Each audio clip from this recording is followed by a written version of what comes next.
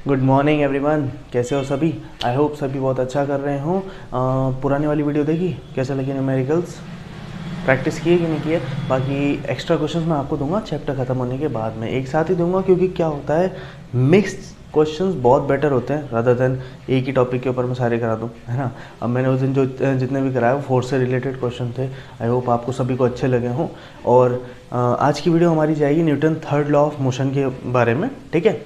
अब देखो, Newton second law of motion को सबने अच्छे से समझा, नो डाउट बहुत अच्छे से समझ आया, ठीक है, बहुत डिटेल में मैंने समझाया। अब हम आएंगे Newton third law of motion में, जो बेसिकली लास्ट लॉ है लॉज ऑफ मोशन का, ठीक है। इसके बाद बस हमारा एक टॉपिक बचा हुआ है, conservation of momentum. I will try to cover it today itself, ठीक है, आज ही हो जाए। फिर हमारे सिर्फ न्यूमेरिकल्स बचेंगे। इसके बाद force and laws of motion chapter हमारा फिनिश हो जाएगा। ओके, तो स्टार्ट करते हैं। ओके चलो, अब कहानी स्टार्ट कहाँ से करेंगे हम। कहानी को स्टार्ट करेंगे हमारी Newton second law of motion के साथ में। कैसे करेंगे, देखो Newton second law of motion भाई साहब क्या कहता है। सबसे पहले न्यूटन सेकंड लॉ को एक बार रिवाइज कर लो। सिंपल है, मोमेंटम के ऊपर पूरा डिफाइन करता है। दूसरी बातें बोली जाएगी, मोमेंटम और फोर्स एक दूसरे के डायरेक्टली प्रोपोर्शनल है। मैंने साफ बता दिया, जितना फोर्स बढ़ाओगे उतना मोमेंटम बढ़ेगा, जितना मोमेंटम बढ़ेगा उतना फोर्स बढ़ेगा। नो डाउट दोनों का एक दूसरे से कोरिलेशन है। अब समझने की बात ये आती है कि यार सर जी एक बात बताइए कि न्यूटन सेकंड लॉ का न्यूटन थर्ड लॉ के साथ में क्या रिलेशन है। भैया रिलेशनशिप तो ऊपर वाला बनाता है, हमारे हाथ में नहीं होता, पर हम बनाएंगे। हम तो बनाने वाले क्योंकि हमें मज़ा आता है। चलो हम रिलेशनशिप बनाते हैं। देखो आप लोग जानते हो कि फोर्स क्या होता है, मास इनटू एक्सेलरेशन। जानते हो कि नहीं जानते। Force is equals to mass into acceleration. What does this state, ये क्या स्टेट कर रहा है। थोड़ा आंखें खोल के देखो और तुम्हें क्या दिखेगा, फोर्स और एक्सेलरेशन का डायरेक्ट रिलेशनशिप है कि नहीं। फोर्स डायरेक्टली प्रोपोर्शनल है किसके साथ में, एक्सेलरेशन के साथ में। यानी अगर किसी भी बॉडी को मैंने ज़्यादा फोर्स लगाया तो उसकी एक्सेलरेशन बढ़ जाएगी, या किसी बॉडी को मैंने कम फोर्स लगाया तो उसका एक्सेलरेशन कम रहेगा। इमेजिन किसी की गाड़ी ख़राब हो गई, टेम्पो वेम्पो ख़राब हो तो बहुत देखे होंगे हमने, रास्ते में खूब धक्के मारे, मैंने भी मारे, ठीक है। तो जब हम धक्के वगैरह मारते हैं तो क्या होता है, एक आदमी जब धक्का मारता है तो वो टेम्पो इतना ज़्यादा स्पीड में नहीं जाता, लेकिन पीछे से 4-5 लग जाता है। आओ भाई साहब मैं मदद करो, जाओ जाओ जाओ जाओ, अरे ले भैया थोड़ा धक्का लगवा दे। ऐसा जब हम ऐसा करते हैं तब क्या होता है जब हम ऐसा करते हैं तब जो हमारा टेम्पो है वो ओरिजिनल से ज़्यादा तेज़ भाग लेगा, और इतना तेज़ भागेगा फिर वो अंदर बैठा हुआ जो आराम से ऐश कर रहा है, हाँ वो भी इंतज़ार करता है। पता है जो ड्राइवर बैठा होता है ना वो भी इंतज़ार करना है, लगा दे थोड़ा धक्का, वार्म अप तो हो उनका। फिर उसके बाद कम से कम 50 मीटर के अरे सॉरी ढक्कन, कम से कम 50 मीटर की डिस्टेंस पे जाने के बाद में वो वापस उसको स्टार्ट करता है और गाड़ी चल जाती है, ठीक है। अब फोर्स का जब एक्सेलरेशन के साथ में डायरेक्ट रिलेशन आ गया ना, तो एक बात ध्यान दो कि जितना फोर्स लगाया उतना क्या मिला हमें, एक्सेलरेशन मिला कि नहीं मिला। जितना फोर्स की वैल्यू को आप बढ़ाओगे या कम करोगे उतना ही आपकी एक्सेलरेशन की वैल्यू या तो बढ़ेगी या कम होगी। सीधी सी बात है, नॉर्मल सी चीज़, कोई भी समझ सकता है इस चीज़ को, ठीक है। यहीं से बात आएगी हमारे Newton third law of motion की। क्या बात आएगी हमारे Newton third law of motion की। अब देखो ये तो आपने समझ लिया, अब एक और चीज़ समझो भैया, ये ऑब्जेक्ट यहाँ पे रखा है, ये बॉडी यहाँ पे रखी हुई है। अब इस पर्टिकुलर बॉडी पे कोई ना कोई एक्सटर्नल फोर्स अप्लाई होगा ही होगा, तभी इस बॉडी में क्या स्टार्ट होगी, मूवमेंट स्टार्ट होगी। ये रखा हुआ है, मैं भैया मैं अपना हाथ भी नहीं हिलाऊं, ये हिल के बता दे नहीं हिलेगा, लेकिन मैं हाथ को इधर उधर करने लग जाऊँ, भैया बिल्कुल लगेगा। मैंने फोर्स लगाया अपवर्ड डायरेक्शन में, फिर इनर्शिया की वजह से वहीं रह गया और फिर नीचे आया, समझे। ये होता है, कोई भी बॉडी एक्सटर्नल फोर्स को अप्लाई करेगी, जब उस पर एप्लीकेशन होगा किसी भी एक्सटर्नल फोर्स का, तभी वो पर्टिकुलर बॉडी किस में आएगी, मूवमेंट में आएगी। आएगी बिल्कुल आएगी, एक्सटर्नल फोर्स के बिना तो काम होने ही नहीं वाला साहब, कभी नहीं होने वाला, समझने की बात है। ओके, अब एक्सटर्नल फोर्स लगेगा तो दो टाइप की फोर्सेस लगते हैं। जैसे मानो मैंने क्या किया, मैंने बॉक्स को लेफ्ट टू राइट पुश किया ऐसे, ठीक है, मैंने इसको इस डायरेक्शन में पुश किया। अब भैया ये जो बॉक्स है ये है, मान के चलो तुम 100 किलो का, ठीक है, 100 किलो का बॉक्स है, इसके अंदर कुछ पड़ा ही होगा अच्छा खासा बहुत कुछ। अब मैं यहाँ खड़ा हूँ, मैं नहीं, चलो मैं ही हूँ यार, कमज़ोर सा बालक, ठीक है, मैं कमज़ोर सा बालक इसको धक्का मार रहा हूँ। अब मैंने इसको धक्का मारा तो भैया ये मूवमेंट करेगा, हो सकता है कर दे, शायद अगर पावर बची हो तो कर देगा, ठीक है, ये मूवमेंट करेगा, लेकिन ये भी मुझ पे रिटर्न फोर्स लगाएगा ही लगाएगा, लगाएगा, बिल्कुल लगाया। अब तुम कहोगे सर यार आप पे फोर्स लगता तो आप भी तो पीछे जाते, जब आप उस पर लगा रहे हो, वो आप पे लगा रहा है तो आप भी पीछे जाओ। बिल्कुल, अरे बहुत बड़ी बात कर दी आपने। ये दीवार है, दिख रही है, अगर मैं इस दीवार पे धक्का मारूं तो क्या दीवार मुझे पीछे धक्का मारेगी? नहीं मारेगी। समझे, यहाँ कॉन्सेप्ट आता है एक्शन और रिएक्शन फोर्सेस का। एक्शन फोर्स वो वाला फोर्स जो हम लगा रहे हैं, रिएक्शन फोर्स जो ऑब्जेक्ट हम पे वापस लगा रहा है जब हम उस पर एक्शन फोर्स लगा रहे हैं। अरे कभी दो लड़कों को लड़ते हुए देखा, एक ने एक्शन दिया ना तो दूसरा तुरंत रिएक्शन देगा, उसको एक्शन रिएक्शन बोलते हैं, ठीक है। टाइम नहीं लगाएगा कि एक ने एक्शन दिया फिर 10 मिनट बात होगी फिर रिएक्शन मिलेगा, नहीं, तुरंत ही रिएक्शन मिलता है आजकल तो। हाँ, छोटे छोटे बच्चे देते हैं, बड़े बड़ों की क्या ही बात है, ठीक है। तो कोई भी पर्टिकुलर बंदा है, ये जैसे मैं ही हूँ, मैं थोड़ा कमज़ोर हो गया हूँ, है ना, मजा कर रहा हूँ, ठीक है। ये बंदा अगर इस बॉक्स पे एक्शन लगाएगा तो इस पर वापस क्या लगेगा? रिएक्शन फोर्स लगेगा ही, लगेगा ही लगेगा, 100% लगेगा। समझे, ये हो गई एक्शन और रिएक्शन वाली बात। अब यहीं से फिनोमिना जग जाता है कि अगर हम किसी भी बॉडी पे कोई भी फोर्स लगाते हैं, ठीक है, अगर हम किसी भी बॉडी पे कोई भी फोर्स लगा रहे हैं तो वो बॉडी भी उतना ही फोर्स हम पे इक्वली एग्जर्ट करेगी ही करेगी। वो बॉडी हम पे उतना ही इक्वल फोर्स एग्जर्ट करेगी। जैसे कि मैंने क्या किया, वॉल का एग्जांपल सबसे बढ़िया दे दिया। देखो, वॉल की स्ट्रेंथ मेरे कंपैरेटिवली बहुत ज़्यादा है। वॉल की स्ट्रेंथ की बात कर रहा हूँ। अब मैं ठहरा 50 किलो सामान उठा लूँ, ज़्यादा इससे ज़्यादा नहीं होता, थोड़ी ना बॉडी बिल्डर, थोड़ी कमज़ोर आदमी हो रहा, समझ रहे हो ना, समझ जाओ, अच्छे बच्चे समझ जाते हो। वॉल की स्ट्रेंथ कंपैरेटिवली मुझसे तो बहुत ज़्यादा है। अब मैं वॉल पे जब स्ट्रेंथ लगाऊंगा ना तो मैं इसको नहीं खिसका सकता। हाँ, लेकिन कभी ये टूट गए, किसी बहाने मेरे ऊपर आ गई ना, समझ रहे हो, दिक्कत हो जाएगी। इसलिए इसमें बहुत फोर्स है। मान लो मैं इस पर किसी तरह से अपनी बॉडी से 100 न्यूटन का फोर्स लगा देता हूँ, लगा दिया, तो इसके पास ऑटो जा रहा था, तो इसके पास 1000 न्यूटन का फोर्स है। अब ये मुझ पे वापस में एटलीस्ट कितना लगाएगी बताना, 200, 400, 300, 500? नहीं, ये मुझ पे वापस 100 न्यूटन का ही फोर्स लगाएगी। मैंने क्या कहा, एवरी बॉडी जो एक्शन रिएक्शन के में आ रहे हैं ये इक्वल एंड अपोजिट फोर्स लगाते हैं, तभी ये किसको फॉलो करेंगे, न्यूटन साहब के थर्ड लॉ ऑफ मोशन को। तभी ये किसको फॉलो करेंगे, न्यूटन साहब के थर्ड लॉ ऑफ मोशन को। तभी करेंगे, नहीं करने वाले, कुछ कर लो, कुछ भी नहीं करेंगे, बदमाश है। तभी करेंगे जब इक्वल एंड अपोजिट फोर्स हो।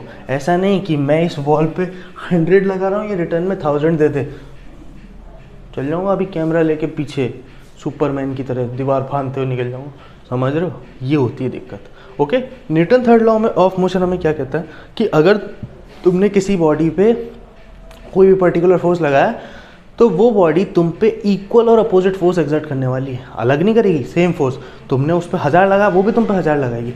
1500 नहीं लगाने वाली, समझना, 1500 नहीं लगाने वाली, फिक्स लगाएगी। 1000 लगाए तो 1000, तब वो किसको फॉलो करता है, Newton third law of motion को। अब ये केस दो लड़कों के बीच में नहीं ले सकते, है ना। ऐसा मत सोचना कि सर मैंने मेरे दोस्त को थप्पड़ मारा, उसने मुझे थप्पड़ मारा। हाँ, ये बोलो सर मेरा जुड़वा भाई है, इसने मुझे थप्पड़ मारा तो मैंने उसको, उसने भी मुझे, मतलब मैंने उसे थप्पड़ मारा तो उसने भी मुझे थप्पड़ मारा। जब दोनों ने एक दूसरे को थप्पड़ मारा तो इतना तेज थप्पड़ मारा कि वो थप्पड़ इतनी तेज लगा कि दोनों के गाल झन्ना गए, बराबर झन्नाएंगे क्योंकि दोनों एक जैसे हैं। बट मैं बात कर लूँ यहाँ हमारे आजकल के बच्चे तो बहुत कमज़ोर हो गए, खाया पिया करो। जैसे कोई नदारत सा बच्चा खड़ा है, बिल्कुल कमज़ोर सा, वीक सा, और यहाँ खड़ा है, मैं अपनी बात नहीं करूँगा, मैं तो ठीक ठाक हूँ, है ना। कोई मोटा सा लड़का खड़ा है, बहुत मोटा सा। अब वो मोटा सा लड़का जब इसके लगाएगा ना, इसका फोर्स ज़्यादा होगा, इसका फोर्स कम होगा, तो पता है क्या होगा, उसको भले ही दोनों ने एक दूसरे को इंस्टेंटेनियस रिप्लाई दिया पट पट, पर उससे कोई फ़र्क नहीं पड़ेगा। क्यों? क्योंकि इसका फोर्स की वैल्यू इसके फोर्स की वैल्यू के कंपैरिजन में ज़्यादा होगी। तो यहाँ पे Newton third law of motion नहीं कह सकते, समझ गए? ठीक है, तो आई होप सभी को समझ आया हो। ये और चीज़ ध्यान रखना, जितना फोर्स मैं लगाऊंगा मुझे उतना ही फोर्स दूसरी साइड से मिलना चाहिए, but in an opposite direction. A B body है, दो बॉडीज फोर्स लगा रही है, दो बॉडी ए बी पे फोर्स लगा रहा है, बी ए पे, सॉरी मैंने गलत लिख दिया, ए बी पे फोर्स लगा रहा है, बी ए पे फोर्स लगा रहा है, but in an opposite direction. Okay, याद रहेगा? चलो ठीक है, तो अब हम इसके कुछ एग्जांपल्स करते हैं। तो बच्चा लोग बोर्ड हो गया है साफ, ठीक है। अब स्टार्ट करेंगे हम फटाफट से Newton third law of motion के एग्जांपल्स के बारे में, ठीक है। अब देखो वीडियो ज़्यादा एक्सटेंड हो जाती है क्योंकि मैं पढ़ाता हूँ ना, मैं बहुत डिटेल में घुस जाता हूँ किसी भी चीज़ के, ठीक है। तो मैं सोच रहा हूँ कंजर्वेशन ऑफ मोमेंटम वाले टॉपिक को नेक्स्ट वीडियो में ही कवर किया जाए, उसके साथ में कुछ न्यूमेरिकल्स डाल दूंगा, नहीं तो ये वीडियो आधे घंटे की तरह चल जाएगी और तुम लोग आधे में ही छोड़ के भग जाओगे। यार वीडियो बना रहा हूँ, मेहनत कर रहा हूँ, टाइम पे दे रहा हूँ, एटलीस्ट पूरी तो देख लिया करो, पूरी तो देख लिया करो। कुछ काम की चीज़ें बोलूँगा गंवारो। चलो स्टार्ट करते हैं। अब भैया बात आती है Newton's third law of motion के एग्जांपल्स के बारे में, ठीक है। Newton's third law of motion तुम्हें अच्छे से समझ आ गया हो, मुझे नहीं लगता नहीं आया हो तो एक और बार रिपीट करके देखो, ठीक है।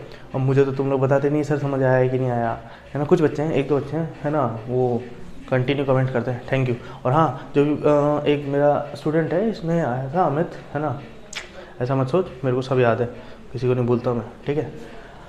अब बात करते हैं जब एग्जांपल्स की, तो Newton's third law of motion ने बस इतना सा बोला कि भैया अगर तुम किसी बॉडी पे फोर्स लगा रहे हो, अगर उसने रिटर्न में इक्वल एंड अपोजिट फोर्स दे दिया तो बन जाएगा Newton's third law of motion. ये फॉलो करता है, बिल्कुल करता है साहब। अब इसके एग्जांपल्स क्या क्या है, ठीक है, बताओ हमें। अब तुम तो ये बोलोगे सर आपने लड़के का बताया कि एक मोटा होता है एक पतला होता है, जब मोटा वाला पतले पे लगाएगा पतला वाला मोटे पे लगाएगा तो दोनों में अलग अलग रहेगा, दोनों Newton third law of motion को फॉलो नहीं करेंगे। तो ये बताओ फॉलो कौन कर रहा है? आप कर रहे हो? नहीं, मैं तुम्हें कहाँ मारूंगा, मर जाओगे एक ही बार में, ठीक है। अब उसके एग्जाम्पल्स में पहला एग्जाम्पल जो हम लेंगे वो लेंगे कॉइल स्प्रिंग का। किसका लेंगे? कॉइल स्प्रिंग का। बड़ी सी स्प्रिंग ली, ठीक है, एक बड़ी सी स्प्रिंग ली, जैसे तुमने देखा होगा ना कई सारे कार्टून सीरीज़ में आता है कि जैसे टॉम एंड जेरी आता था, एक दो कार्टून सीरीज आता था, उसमें क्या होता था ना, वो कार्टून्स अपने पैरों में स्प्रिंग लगा लेते थे और कूदते थे, है ना, जंप लगाते थे। एक दो डिवाइसेस भी ऐसी आती है जिसमें जंपिंग्स टाइप होता है, एक वो पता नहीं मुझे याद नहीं, कुछ स्टिक टाइप होता है जिसको ऐसे पकड़ के उस पर ऐसे रख के पैर जंपिंग करते हैं, ठीक है। अब क्या होगा जब वो स्प्रिंग, कॉइल स्प्रिंग, मान लो ये वो कॉइल स्प्रिंग है, ठीक है, तुमने यहाँ से इस पर फोर्स एक्सर्ट किया, करा, ये क्या होगी, अभी फैली हुई है, थोड़ी सी दूर है, ये बिल्कुल कांटेक्ट में आ जाएगी, छोटी होगी ना, साइज से कंपेयर कर लो, ठीक है, ये कंप्रेस हो जाएगी, होगी कि नहीं होगी। तुमने यहाँ से एक्शन लगाया, एक एक्शन फोर्स तुम्हारा लगा यहाँ से, उसने स्प्रिंग को क्या किया, कंप्रेस कर दिया। अब मैंने क्या बताया था, किसी भी बॉडी पे तुम फोर्स लगाओगे तो वो बॉडी भी तुम पे अपोजिट इक्वल फोर्स ही लगाएगी। अब यहाँ से तो लग गया भैया फोर्स, लेकिन अब क्या होगा, यही स्प्रिंग नेक्स्ट कंडीशन में जैसे तुम इसको लूज करोगे ओपन होगी, क्योंकि ये तुम पे बैक में क्या देगी, एक रिएक्शन फोर्स देगी। तुम्हारे एक्शन का रिएक्शन होगा जरूर, एक्शन लेते हो ना फालतू का, रिएक्शन भी होगा, तुम देखना आजकल ज़्यादा ही एक्शन लेने लगे हो, देंगे तुम्हारा रिएक्शन देंगे, समझे। अगर इसको तुमने फोर्स लगा के कंप्रेस किया है तो कंप्रेस करने के बाद वाली कंडीशन में क्या होगा कि जैसे ही तुम अपना फोर्स हटाओगे, फोर्स हटाते ये स्प्रिंग जो है एक्सपैंड हो जाएगी, ओपन हो जाएगी, और ओपन होगी उतने ही फोर्स के साथ में जो फोर्स तुमने लगाया है, अलग से नहीं होगी, उतने ही फोर्स के साथ में होने वाली है जिस फोर्स को एक्चुअली में तुमने अप्लाई किया है, ठीक है, आवाज़ आती रहेगी सॉरी, ठीक है, जिस फोर्स को एक्चुअली में तुमने अप्लाई किया, ओके। तो ये हो गया तुम्हारा कॉइल स्प्रिंग वाला केस, ठीक है। जी सेकेंड वाला करेंगे, फर्स्ट हो चुका है, अब सेकेंड आएंगे भैया। सेकेंड वाला एग्जांपल थोड़ा सा इंपॉर्टेंट है, स्टार लगा दो, तारा लगा दो, इस पर तारा लगा दिया। अब सुनो, तुमने ये तुम्हें एक चीज़ अच्छे से बताओगी, देखो अर्थ पे अगर कोई ऑब्जेक्ट है, हमारी अर्थ पे अगर कोई ऑब्जेक्ट है तो पता है अर्थ उस बॉडी पे फोर्स लगा रही है और ऑब्जेक्ट भी अर्थ पे वैसे ही फोर्स लगा रहा है। जो ऑब्जेक्ट फोर्स लगा रहा है ये हमारी अर्थ उस ऑब्जेक्ट पे फोर्स लगाएगी कि नहीं लगाएगी। देखो ये ग्रेविटेशन फोर्स है जो इसको नीचे खींच रहा है और ये फोर्स ऑफ अर्थ है जो जितने न्यूटन का फोर्स ही डालेगी उतने ही न्यूटन का वापस फोर्स डालेगा। अब ये फोर्स की वैल्यू को तुम कभी काउंटर नहीं कर सकते, कैलकुलेट कर ही सकते या इसको कम करने का काम कर ही नहीं सकते। हाँ, रादर देन जीरो ग्रेविटी का केस कर दो, वो अलग चीज़ होती है। देखो खुद देखो, ये है 1000 न्यूटन का फोर्स। वहाँ कोई भी मतलब मान लो मैं बोलता हूँ इसको 1000 न्यूटन मत सोचो, ये 1000 टन का एक बॉक्स रखा है। 1000 टन का बॉक्स, फोर्स भी लगा रहा होगा कुछ ना कुछ। अब ये फोर्स किस पे लग रहा है? अर्थ पे। तो अर्थ थोड़ी ना इसे छोड़ेगी, अर्थ भी इतने ही न्यूटन का बैक फोर्स इसको दे के ही मानेगी, समझे? अर्थ भी इतने ही न्यूटन का इसको क्या देने वाली है? बैक फोर्स देने वाली है। ये केस हो गया सेकंड केस, जिसमें क्या होगा, कोई भी ऑब्जेक्ट अर्थ पे अगर कोई ऑब्जेक्ट रखा हुआ है ना, वो अर्थ पे फोर्स डाल रहा है तो अर्थ भी उस पर इक्वल फोर्स डाल रही है, बट इस फोर्स को नेग्लिजिबल काउंटर किया जाता है या फिर काउंट ही नहीं किया जाता, बिकॉज ये फोर्स इसके लिए कुछ है ही नहीं। खुद सोचो यार, जब फोर्स लग रहा है ऑब्वियस सी बात है अर्थ, अब तुम चींटी भी नहीं दिखते अर्थ के सामने तुम्हारा फोर्स क्या ही लगेगा। तुम अपने सामने तुम्हें लगता है कोई बड़ी सी बिल्डिंग है, पर वो बिल्डिंग अर्थ के कंपैरिजन में तो कुछ भी नहीं है, बहुत छोटी है, धूल बराबर मान लो। तो अर्थ उसको फोर्स को अर्थ को कुछ फील ही नहीं होता। रियलिटी बताओ ना, अर्थ को कुछ फील ही नहीं हो रहा, अर्थ तो बिल्कुल चिल आउट बैठी हुई है, समझे? ये वाली कंडीशन हो गई। सेकेंड एग्जाम्पल आई होप सभी को समझ आया हो, ठीक है। तो भाई साहब आते हैं थर्ड एग्जाम्पल पे। अब थर्ड एग्जाम्पल पे क्या आएगा, देखो अब हमने क्या किया, जैसे कि हमने एक हैमर लिया, हथौड़ी को हमने एक कील पे मारा, ठीक है। यहाँ लिख देता हूँ थर्ड एग्जाम्पल, थोड़ी इज्जत लगती है। स्टार तारा गायब। Striking a nail with a hammer, do not go on my writing, मेरी राइटिंग में चल जाना, बहुत गंदी है, ठीक है। एक नेल को हमने क्या किया, एक कील को हमने हैमर से मारा। भाई ऑब्वियस सी बात है, अगर तुम एक हथौड़ा लोगे, हथौड़े को तुमने कील से ठोका ना, हथौड़े को कील से ठोकते ही वो कील अंदर घुस जाएगी, जाएगी कि नहीं जाएगी? अब कील अंदर जा रही है, सिंपल सा कॉन्सेप्ट समझो यार। हथौड़ा तुमने लिया, हथौड़ा मारा, हथौड़े ने फोर्स लगाया, तो एक बार में तो कील भी अंदर नहीं जाती, शर्माती है, इठलाती है, गुस्सा करती है, नहीं जाती। पर प्यार से मारोगे तब भी नहीं जाएगी, जोर से मारोगे तभी जाएगी। फोर्स की वैल्यू को बढ़ाओगे तो कील अपने आप अंदर चल जाएगी, लेकिन कील एक बार में कभी अंदर नहीं जाने वाली। ये देखो मैंने ये और ये 3 कीलें ठुकवाई थी भैया, ड्रिल मशीन से होने के बाद भी उसने एक बार में नहीं मारा था, कैसे?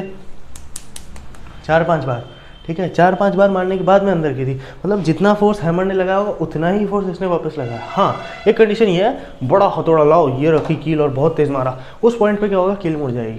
ज़्यादातर पॉइंट में कील मुड़ जाती है, इसलिए छोटे हैमर्स को लिया जाता है छोटी चीज़ों को, कील को अंदर मारने के लिए, अंदर भेजने के लिए दीवार के, और काफ़ी सारे ब्लो स्ट्राइक्स दिए होंगे, ठीक है। तो यहाँ पे हैमर ने कील पे फोर्स लगाया और कील ने भी रिवर्स में हैमर पे फोर्स लगाया, दोनों वाले केसेस। ये जगह मैंने इसलिए छोड़ी है, बट डायग्राम तुम्हें दिख रहा होगा मेरे हिसाब से, ठीक है। अब फोर्थ वाला जो हमारा पॉइंट आएगा, हमारा फोर्थ वाला पॉइंट तो मैंने तुम्हें समझा दिया है अच्छे से, कि कोई भी पर्सन है, कोई भी एक मैन है या कुछ भी है, जैसे मैं ही हूँ, मैंने अभी तुम्हें बताया वॉल पे मैं फोर्स डालूंगा, उतना ही फोर्स वॉल मेरे पे डालेगी।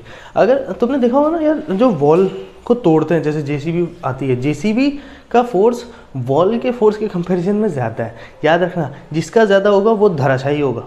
जेसीबी का कंपैरिजन, जब जेसीबी जो आगे का हैंडल टाइप होता है, वो जेसीबी किसी वॉल पे स्ट्राइक करेगी, ऐसा होता है कुछ सांप जैसा, ठीक है। वो किसी पे भी स्ट्राइक करने वाला है, तो स्ट्राइक करते ही क्या होगा, उसका फोर्स एज कंपेरेटिवली वॉल के फोर्स से ज़्यादा होगा और वो वॉल को क्रैक कर देगी या फिर वॉल को ब्रेक कर देगी, समझे? क्योंकि वहाँ पे फोर्स की वैल्यू ज़्यादा चाहिए। पर मैं अगर ऐसे करके मारूँ, कुछ नहीं होने वाला साहब, मेरे ही लगेगी, समझे? उसको कुछ नहीं होगा, मेरे लगेगी, क्योंकि मेरा force rather than this wall क्या है, कम है, बट वो मुझ पे इक्वल फोर्स अप्लाई करेगी, ठीक है। फोर्थ पॉइंट आई होप सबको समझ आ गया हो। अब नेक्स्ट पॉइंट समझते हैं, फिफ्थ वाला। फिफ्थ पॉइंट क्या कहता है, देखो अब ये सब तुम समझ गए, मैं एक कार के मोशन की बात करता हूँ। जब एक कार चल रही है, ठीक है, मोशन ऑफ अ कार, जब एक कार चल रही है टेक्निकली रोड पे, यार कार बनाने में जान जाएगी, चलो ऐसे बना देता हूँ। ये रही हमारी प्यारी सी कार, मेरी ड्राइंग पे मत जाना। ये 2 खिड़कियाँ, ये समझ लो गाड़ी, बहुत ही गंदी गाड़ी है। ये गाड़ी इस डायरेक्शन में मूव कर रही है, गाड़ी इधर मूव कर रही है। ये व्हील अपोजिट डायरेक्शन में फोर्स लगा रहा है, उधर धक्का मार रहा है, तभी तो सरफेस किधर मार रहा है, ये व्हील का फोर्स है। किसका फोर्स है? Wheel force. जो व्हील है वो सरफेस पे फोर्स लगा रहा है। अब ये सरफेस भी क्या कर रहा है? सरफेस भी इसी वजह से गुस्सा हो रहा है, और सरफेस भी इस पे अपोजिट फोर्स लगाएगा, और सरफेस इसको इस तरफ में धक्का देके पहुंचाएगा। समझ आई मेरी बात? एक्शन रिएक्शन, दैट्स वाई ये गाड़ी का भैक्सन, तभी तो माइकल जैक्सन बन के जाएगी, ये तो कैसे जा पाएगी? अगर ये अर्थ को गुस्सा आ गया और चिपका के रख लिया, लगाते रहे व्हील फोर्स, वहीं पे स्किड होती रहेगी। समझे?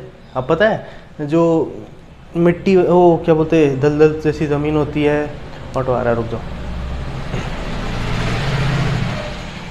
अब सुनो, जैसे गीली मिट्टी होती है, कई सारी जगह ऐसी होती है ना जहाँ से हम नहीं निकल पाते। क्यों नहीं निकल पाते भैया? सीधी सी बात है, इतना ज़्यादा गीली होती है, हम फोर्स लगा रहे हैं बट वो फोर्स कांटेक्ट में नहीं आ रहा, हमारे फोर्स की वैल्यू कम पड़ जाती है और ग्राउंड से कांटेक्ट हट जाता है, दोनों फोर्स इक्वल नहीं होते। इसी वजह से तुम दलदल में ज़्यादातर अपनी गाड़ी को फंसा देते हो। तभी कहा जाता है अच्छी जगह पे चलाओ, ज़्यादा ऑफ रोडिंग करने की ज़रूरत नहीं है। ठीक है, ये पॉइंट आ गया। इसके बाद हमारा कौन सा आता है? बोट वाला एग्जाम्पल। एक हम बोट वाला एग्जाम्पल ज़रूर लेंगे।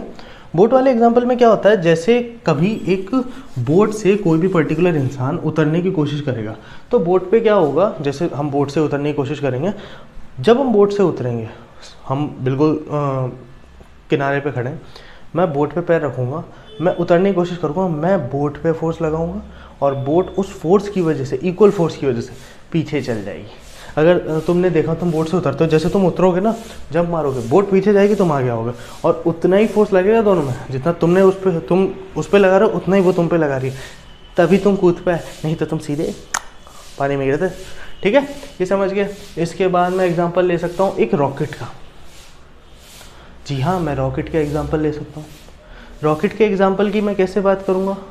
रॉकेट जो है, जब रॉकेट में एग्जॉस्ट गैसेस होती हैं, सबको पता है, अगर डायग्राम आ रहा होगा तो, रॉकेट में एग्जॉस्ट गैसेस होती हैं। रॉकेट की एग्जॉस्ट गैसेस जब नीचे डाउन प्रेशर लगाएंगी, तो ये एग्जॉस्ट गैसेस क्या हैं, रॉकेट को नीचे फोर्स लगाएंगी, रॉकेट के नीचे फोर्स लगाएंगी, ताकि रॉकेट अपलिफ्ट कर सके, ऊपर की डायरेक्शन में जा सके। और रॉकेट के टिप पे, रॉकेट के टिप को पॉइंट क्यों किया जाता है? ताकि ऊपर के फोर्स को, जो इस पर लग रहा है, एयर गैसेस का फोर्स, या फिर बहुत सारी चीज़ें फोर्स लग रहा है, जो ग्रेविटेशन फोर्स लग रहा है, उसको काटते हुए निकले, उसको एक पॉइंट पे क्या करे, काटते हुए निकले, और नीचे की तरफ में एक फोर्स लगाए। ठीक है, ये समझ में आया? दोनों इक्वल फोर्स होंगे, याद रखना। अगर वो इक्वल फोर्स नहीं लगा पाएंगे एग्जॉस्ट गैसेस, तो धमाके होते हैं। देखे ना तुमने, बहुत जगह होते हैं, मैंने खुद ने देखे हुए हैं। ठीक है, इसी तरह से मैं एग्जांपल लेना चाहूँ, तुमने गन फायरिंग का भी देखा होगा, ये बात तो सबको पता है। जैसे ही हम गन शूट करते हैं, मतलब वो बुलेट शूट करते हैं, गन से रखी, ठीक है, ये शूट करूँगा, जैसे ही मैंने ट्रिगर दबाया, ठीक है, इतना तेज़ तो नहीं होगा, वो तो यार मैंने कभी चलाई नहीं, ट्रिगर दबाते ही क्या होगा, बुलेट निकलती है, जितना फोर्स बुलेट निकलने में लगाएगी, उतना ही वापस गन को भी दे के जाएगी कि भैया मैं जा रही हूँ, तू भी ले। ये निकली और ये मुझे भी लगेगी, ये निकलते ही इसको भी फोर्स लगाने वाली, इक्वल एंड अपोजिट फोर्स का कंडीशन यहाँ पे भी आएगा। ठीक है, और अगर आप देखो, बलून ले लो, बेस्ट एग्जाम्पल, बलून ले लो, बलून में हवा भरी, छोड़ दिया, हवा पीछे फोर्स करेगी, इक्वल एंड अपोजिट फोर्स, हवा निकल रही है, निकलने के साथ हवा भी निकल रही है, साथ में बलून को भी प्रेशराइज कर रही है, और जैसे बलून प्रेशराइज होगा, बलून उड़ जाएगा।